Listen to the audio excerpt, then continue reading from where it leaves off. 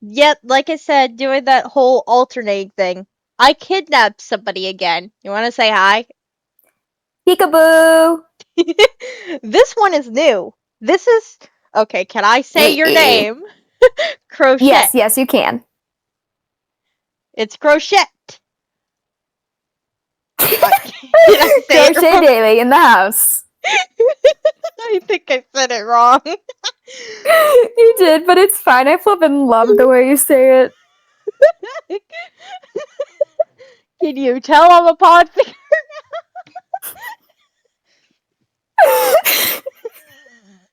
Okay. Okay. This chapter, it has a code in it, and it has shorthand. I am gonna read the code out as it is, but I'm gonna read the shorthand translated. Mainly because I don't know how to say FWD, the word, and it'll probably not make any sense. Forward is what that means. Um, so yeah, I'm probably gonna just directly translate that for everyone to save you all the sanity of trying to decode what the fuck I'm trying to say. Honestly, I wouldn't be able to do it. Like, oh my gosh, I'd be so like, what the heck is going on? It's like trying to say a keyboard smash. It is hilarious to try, That but it's was my so impression of a keyboard difficult. smash. Oh, I tried to say it with the sounds that are there, making it even I weirder. just I just do gibberish. It works. It gets the point across, either way. It does. Anyway, this is chapter 9 of I Borrowed a Cat's Paws by Crouching Tiger. Oh, wait, shit. Did I forget to do. Oh, yeah, I forgot. I forgot stories. Just munching. Okay. I forgot story time at the end of last one, so. You guys get 2 stories at the end of this one. Yay! You getting 2 Pika story times. Hopefully, if I remember. If I don't, please remind me. I'll remind her. Okay. What else? Oh, yeah! My brain absolutely fucking kaplutting. Remember to check the description for the author's Discord, the chapter link, and everything like that. And let's get on to the chapter because I don't know what else to fucking say.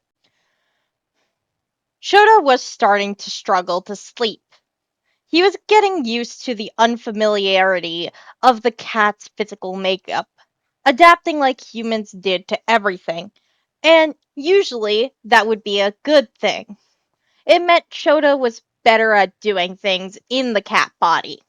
Everything from walking to judging distances to pick out specific sounds. Unfortunately, it meant his ingrained paranoia had fully kicked in and helpfully granted him with a heaping helping of insomnia. Surrounded by villains as he was, Shota's hero brain was constantly in overdrive, and with his new familiarity with his feline form, all of Shota's typical sleep issues had cropped up again. He struggled to sleep properly on a good day, as a human, in his own bed, with his husband beside him. It was practically impossible in a in as tense a situation as he was in now, which left Shota unable to do much but doze lightly, awakened by any little noise or shift in the air. At the moment, his disturbance was Mr. Capress, who was moving quietly through the kitchen, making himself a cup of coffee. Shota watched him tiredly, his head propped on the arm of Shigaraki's recliner. It was around midnight, a time that would normally be near the tail end of Shota's longest sleeping period. Now that he was awake, he doubted he would be able to fall asleep again until at least 5 or 6 in the morning. Mr. Capress seemed entirely unfazed by Shota's disgruntled glare. Sitting down at the table with his coffee, sitting by his elbow, he reached into the battered black messenger bag at his feet and pulled out an equally battered laptop. And suddenly, Shota was laser focused on the villain, watching him set the laptop on the table and flip it open. Shota did not particularly care what Mr. Capress was doing on the laptop. He might be planning morally reprehensible activities or ordering a new deck of cards. Shota didn't know, and he would likely never know. All Shota cared about was at the moment was that the laptop existed. And since it existed, Shota might be able to get his paws on it. Since Shota hadn't found the laptop or the messenger bag in his search of the living room area, that meant it was else, kept some elsewhere in the building, which meant Shota would have to leave the tentative safety of Shigaraki's recliner. Honestly, he should have abandoned the living room ages ago at this point. The only reason he initially stuck around was to have ready access to Kurogiri's counter of fancy alcohols. But that had proven no longer necessary when Shota had made it clear that anyone trying to get a hold of him for any length of time would definitely get their face clawed off.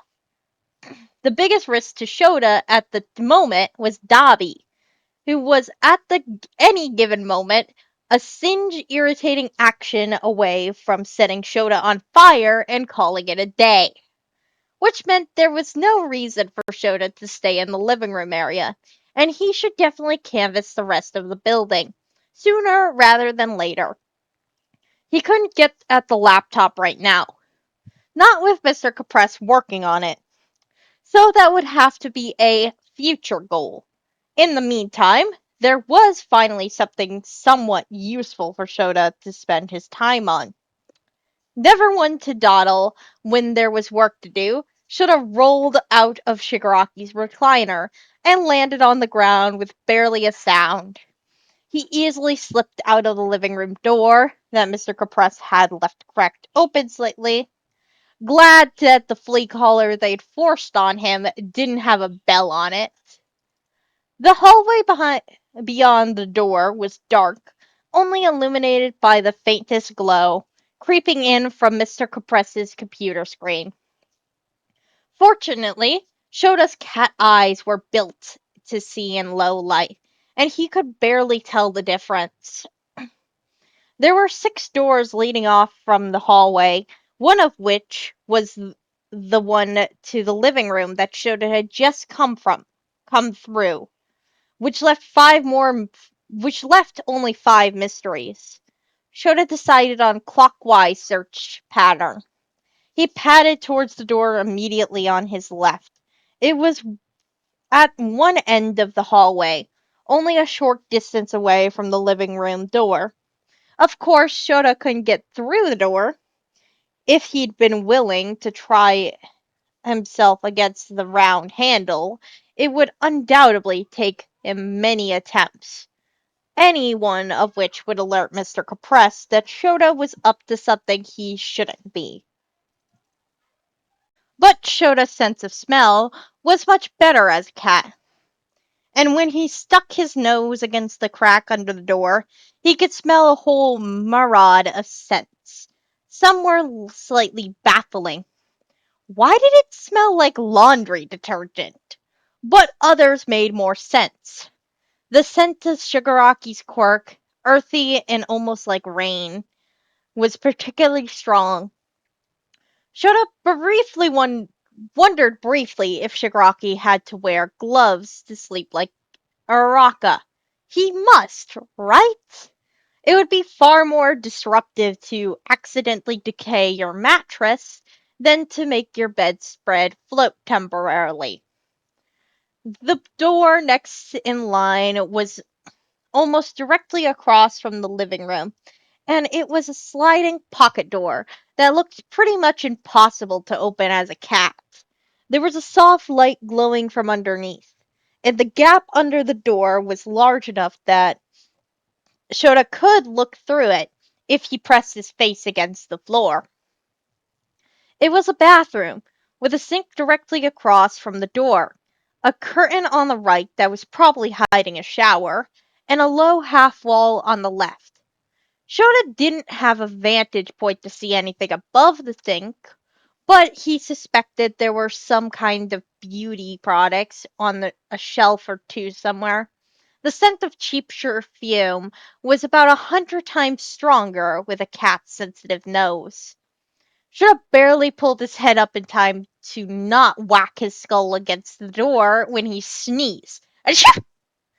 The perfume scent lingered in his nose, and he sneezed again. Achoo! Before vigorously shaking his head so hard his ears flapped. The bathroom was quickly abandoned for the next door, and Shota teetered there on three legs while he batted at his own nose to damp down on another sneeze.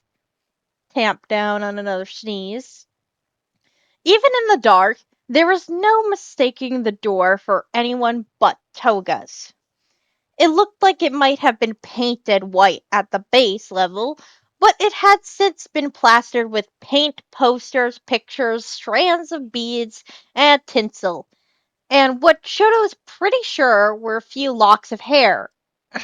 There were hearts of all sizes scribbled on the door, some of them broken dramatically in half, while others dripped like blood. There was a concerning number of pictures of Shota's students. Araka and Midoriya peering out of what looked like a security camera screenshots. There were also scattered animal posters, a few movie posters depicting attractive actors covered in blood, Toga's own wanted poster, and one lonely official piece of hero merch. A licensed poster of Mount Lady with a dagger pinning it to the door, straight through Tankama's chest. Shota mentally filed away the opening mechanism, a lever style door handle, and the door opened inwards. So Shota should be able to manage it if he wanted to, and moved on. He reached the other end of the hallway now, and this door smelled very strongly of the incongruous combination of bitter wood fire and unfired clay. Dobby and twice at the very least. Probably at least one other person.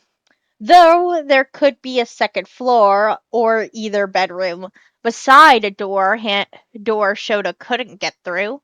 The door was too low to see under, but when Shota pressed his ear against it, he could hear low snoring coming from the room. A miracle. Someone was actually sleeping. The last door in the hallway was another bathroom, this time without the sharp scent of perfume. It smelled faintly of other strong chemicals that took Shota a moment to place. Hair dye. The scent was unmistakable. It brought back nostalgic memories of Shota's childhood. His older sister, Akara, had inherited their dad's silver gray hair and was always protesting that it made her look old. Since Akara was quirkless, it was hard for her to get good service pretty much anywhere doing anything. So she'd taken to dyeing her own hair in their shared bathroom. Since Shota's room was the closest to the bathroom, that meant that every time Akara had changed her hair color, Shota smelled hair dye for hours. They had tried to dye Shota's hair once. Akara had come home with a bottle of hair bleach and a fancy Garakron nickel pen as a bribe. and Shota had begrudgingly allowed her to paint the stuff in his hair. It had ended up a brassy orangish, but that was fine with Akara, who had promptly slathered it with red dye until it grew out completely. Shota had red-orange hair. That was fine. He hadn't particularly cared about the color either way, but the bleaching and dyeing wreaked havoc on his hair, making it brittle and rough. And Shota had swore never dye his hair again. Shota remembered Shigaraki shouting something about hair dye at Dabi. If he was dyeing his hair black, that was probably not nearly as bad as bleaching it lighter. It did lead to some interesting questions, though. There were a lot of reasons somebody would want to dye their hair. Just for fun was the most common. For one of the most wanted villains in the country, though, hiding his identity was more likely reason. A bottle of hair dye alone wasn't enough to throw off someone looking for you. But if you paired that with some pretty nasty scars, it would make you pretty much unrecognizable, even with a very distinctive quirk. Something to look into later. Should have filed that away in his mind and returned to the task at hand. He could get into any unexplored rooms at the moment. He'd have to wait for morning, or until someone else wandered out of the room to do who knows what. Shota had already explored the living room in its entirety, but Mr. Capress had brought a new variable into the room with his computer bag. The man himself was so focused on his laptop that he didn't even notice Shota under the table. Shota grabbed the strap of the computer bag between his teeth and carefully tipped it onto its side. The top was already unzipped. Fortunately so, Shota was free to start pulling out everything in it. Mostly he found standard laptop bag items. A neatly coiled computer charging cable, a half-empty pack of gum, half a dozen cellophane wrapped mints, nail clippers, a deck of half playing cards, a key ring with two unlabeled keys, a half-solved key ring sized Rubik's Cube, a handful of pens and pencils, and a worn spiral bound notebook. With a little difficulty, Shota flipped the notebook open to somewhere around the middle. The page was covered in clipped, almost cramped handwriting, with a few small sketches of hands. It looked like notes on a magic trick. How it was done, what he'd struggled with, and how to make it better. The sketches were neatly done, if a bit rough and unpolished. They got their point across, at least. The other pages were similar, as far as Shota could tell, and the notebook was about two-thirds full. He carefully closed it again and returned to the laptop bag, digging out the last few items at the bottom. 5 of Mr. Compress's marbles. Shota squinted at them, examining the surface of each one, trying to see if he could figure out what was inside them. He forgot himself briefly, and he turned his head. His whiskers brushed against one of the marbles just a little too hard, and it was enough to send the marble rolling, quickly picking up speed as it hit a slightly slanted tile in the floor. Shota cursed under his breath, leaping forward to pounce on the marble. His paws slid off the round surface, and it practically shot out from underneath him, clattering over the bumps in the hardwood floor and rolling out from underneath the table. What? Mr. Compress shifted in his chair, starting to stand. The marble continued to roll, heading almost directly towards the steps down into the living room area. Shota watched it go, considering the merits of catching it before it hit the stairs. It would probably make a loud noise going down the stairs, something that might disturb the others in the building. All the better, honestly. With a quick flick of his wrist, should have batted the rest of the marbles after the first. You're more trouble than you're worth, Cat. Mr. Compress sighed, watching the marbles all clatter down the steps and roll away under the couches.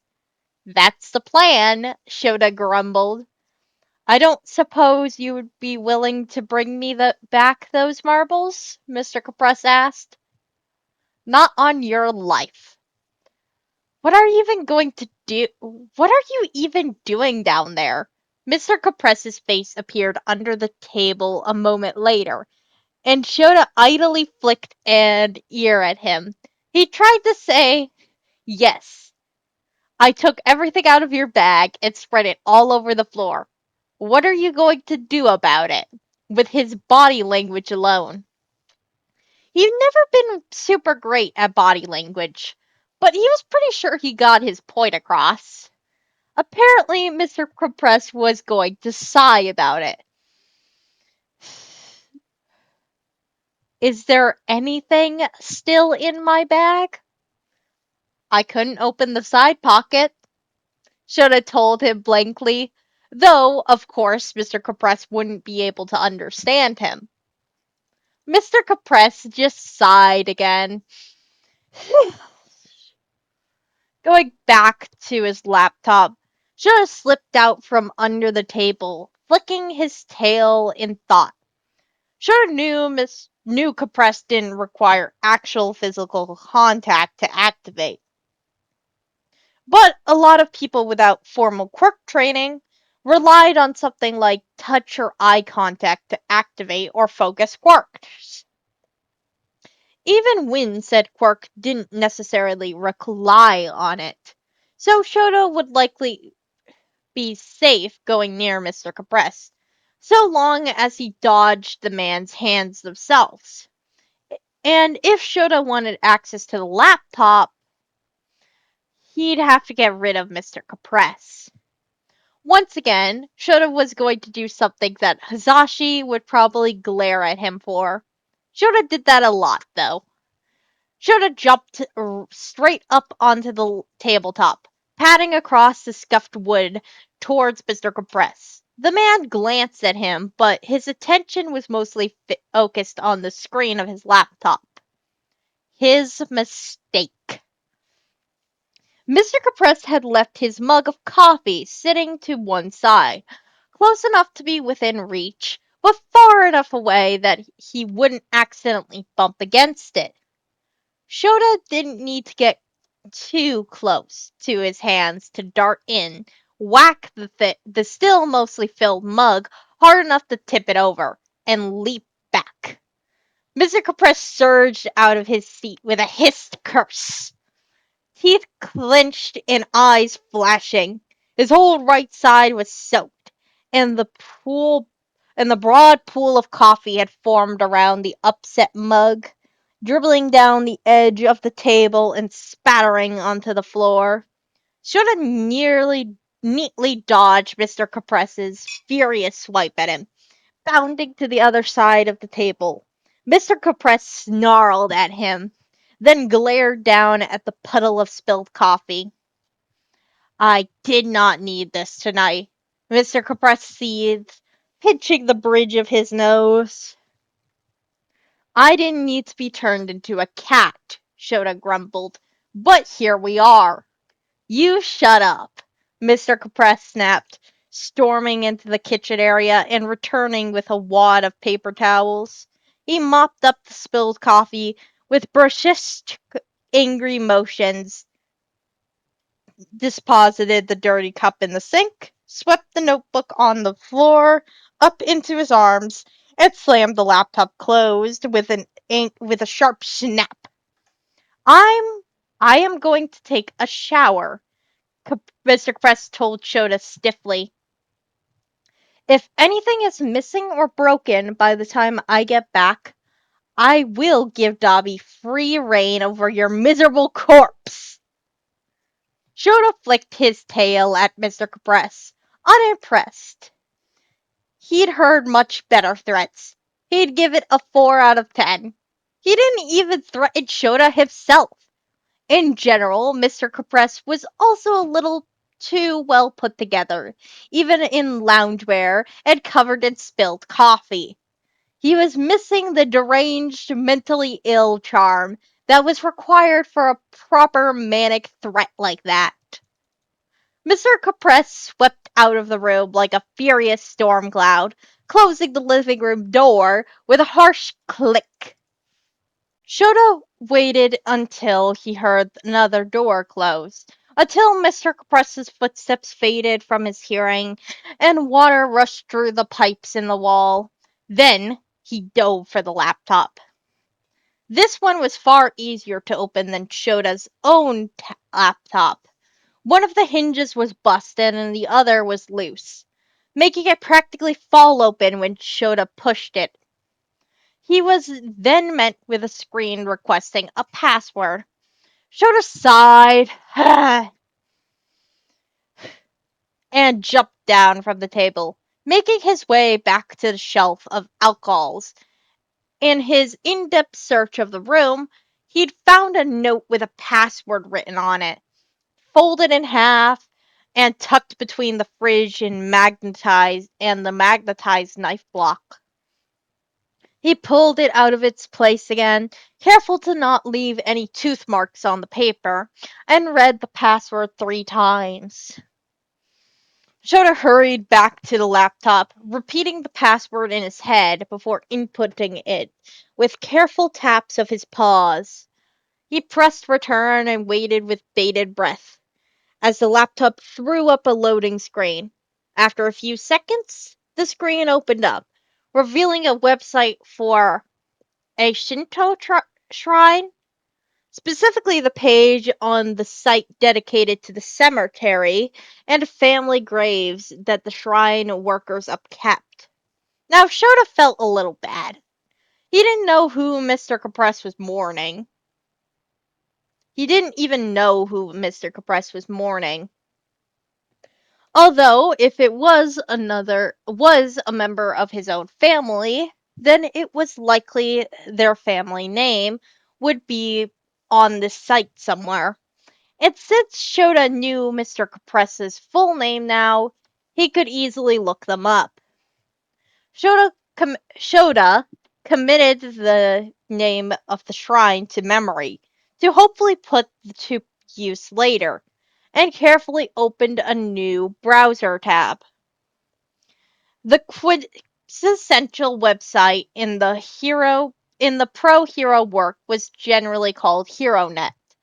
Since it didn't actually have an official name, the location of the HeroNet servers was a constantly changing secret, and there was a team of at least a dozen technopaths that were relied upon to keep the website and everything about it a secret.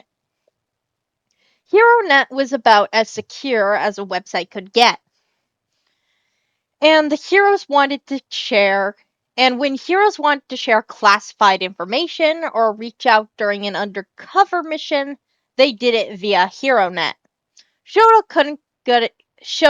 couldn't get into HeroNet.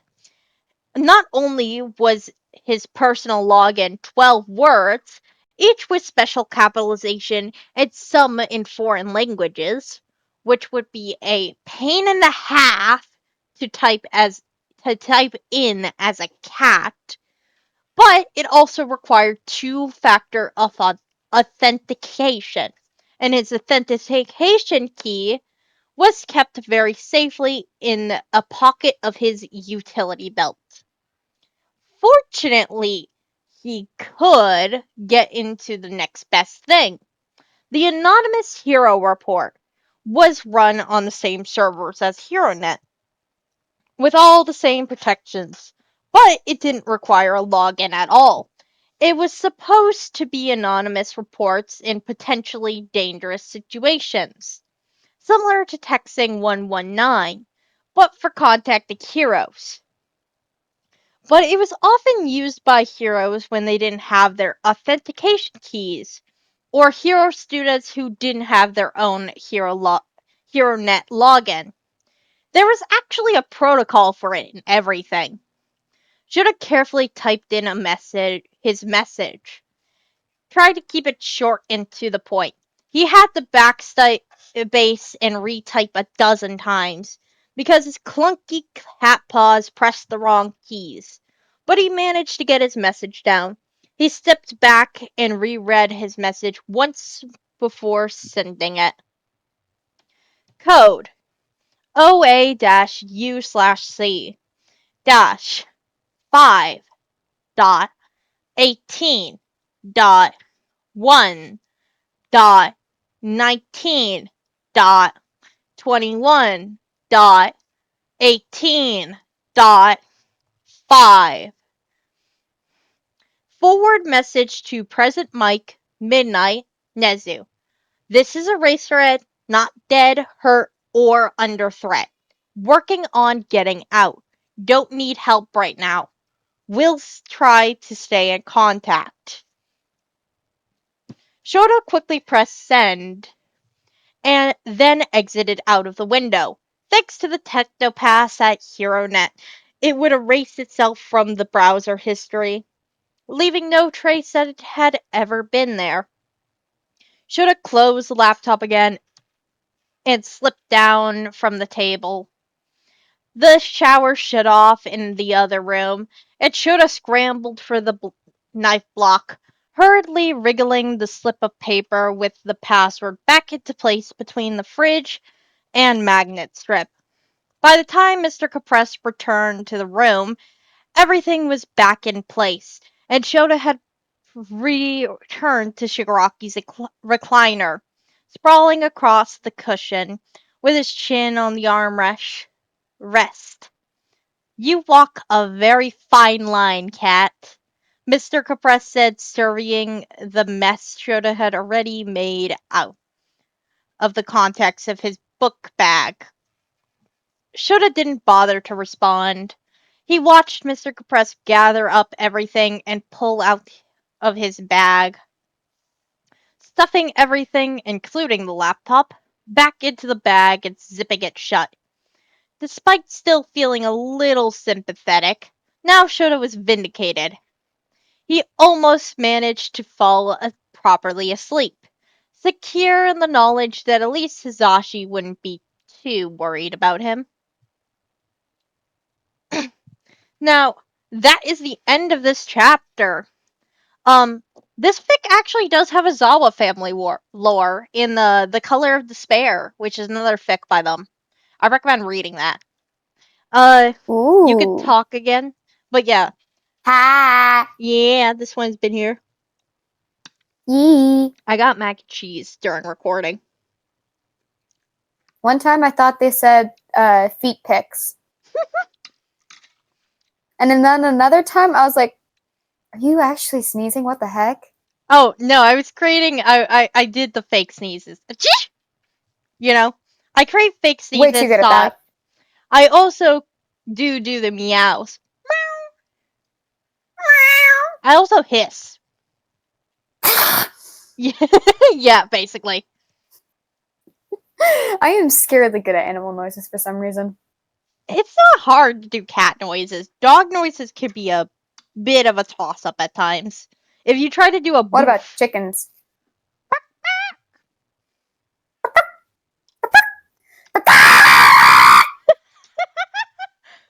okay, Thank you, ladies and gentlemen. I'll be here all week.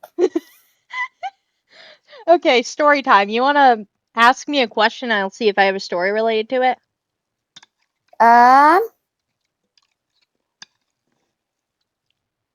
Elementary. Primary. Elementary. Okay. Elementary. I didn't actually go to one of the. I didn't go to no, I didn't go to preschool, but I did go to elementary. So I used to live in Massachusetts, and this school that I went to at like elementary kind of level to like first grade maybe. Yeah. We all called it the stink bug school. Okay? There were I love stink that. bugs everywhere. And I barely remembered the teacher, but she was really nice. And years later, okay? Years later, I'm in the vet with my va with their cat. This is a different cat than the one you've seen on my channel a few times. But it was named Fluffy also. And So the cat you now have is Fluffy 2.0. 3.0 actually. Oh my gosh, you guys are cat killers. No, the cat Do I died of even want old to hear the age. rest of this story? They've lived to like 14 years, which is a long time for a cat. Okay. All right. And okay. I'm good now. And basically I was just there with my my grandma, and this lady approached me. It was like, "Hi," says my name. I don't recognize this lady. I'm looking at her like, "What? Yes?" I literally sounded like so terrified for a second. It's like, "Oh, you remember? Do you remember me? I was your kindergarten or first grade teacher." And I'm like, "Oh, I definitely remember you." This is like meeting a family member you don't remember, Oh my god. except it was a I teacher. have I wonder if my mom's still in contact with my first grade teacher because I know she got her number and stayed in contact for like a couple years after I was out of her class. Yeah, So, but yeah, that was funny. and then another teacher of mine had horses and they would come down this little trail that was behind our house and we had a fence. So it was like they would come over and we'd see them above the fence and be like, "Hello, Missy, that's your name." Okay, you want to ask me another question so I can get another story for the one they missed? Let's see. Yarn. Yarn? I actually Yarn. don't have really any stories with yarn, Oh. but I do remember this weird thing. You know those things where you have those like patches of like blankets and you could just like Oh yeah, tie like them together? You know? I had yeah. one of those Yeah, I think I did kits. that once. And I vaguely remember doing one at one of my friends' house. I don't I remember think I did a what the bag. yeah, I don't remember what the fuck that friend was, but I do remember making a pumpkin. Like, you know those fake pumpkins? I remember making one of Oh. those pumpkin things at an art thing. So it was like a fake pumpkin where I some reason attached a crow to it. So Back up. that was a What? thing I made. I don't know if it still exists. It may still exist in my house, but I have no idea where it is. It's just a weird Hmm. Halloween decoration that I created. Anyway, uh Yeet. I just had okay. I tried to yeet my yarn ball. It didn't yeet. failure. Indeed. The I did get permission for another series. I think I mentioned this in the last video, but I don't know if I did. I got the memory of oh, excuse me. I got the memory of a toothpick. Guys. The memory of a toothpick. Yes. I hate to tell you, the memory is non-existent. Okay, hold up. I'm gonna look this up. Toothpicks don't have Memory memory. of So a that's the joke. toothpick. It's a twist on the saying memory of a goldfish. Oh. Except Okay. Yeah. the reason why it's memory of a toothpick is toothpicks don't actually have a memory. So the joke is I don't got memory. I Okay. unfortunately can't find it. Aw. You were trying to find something? Um I was trying to find the fic you said. oh, you mean the red-tailed hawk one? No, the memory of a toothpick. I don't think that's a fic name. Oh, wait, you were just saying that as a phrase. I thought you were saying it about a. Oh my gosh. Hi, guys. My name is Crochet Daily, and instead of a brain, I have a squirrel.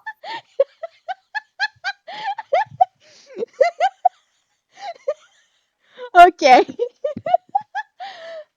Um remember if you want to recommend me fics, send them to the post thing. I did activate the community. I also will be switching between series, so tomorrow will be the next episode of How Not to Survive Your Pet Death Worlder, or That it'll, guy. yeah, that one. You Or post every day? practically doesn't take that long. Uh, Holy cow. I don't the think I can only do that. reason I don't post twice is because well, I've posted 4 videos one day before, but the only reason I haven't been posting more than once is because these fics are 40 plus minutes on average. Yeah, that's true. But it might be The, because we're talking. oh no, this thing even still, it even if I did cut this talking, it still is very long, Yikes. you know? That's Um, crazy. yeah, but that's the main reason I don't record multiple. And all the one shots I have are pretty long, except one of them, which is one of the ones that the author just genuinely has a blanket permission as long as they're sent the thing and given credit.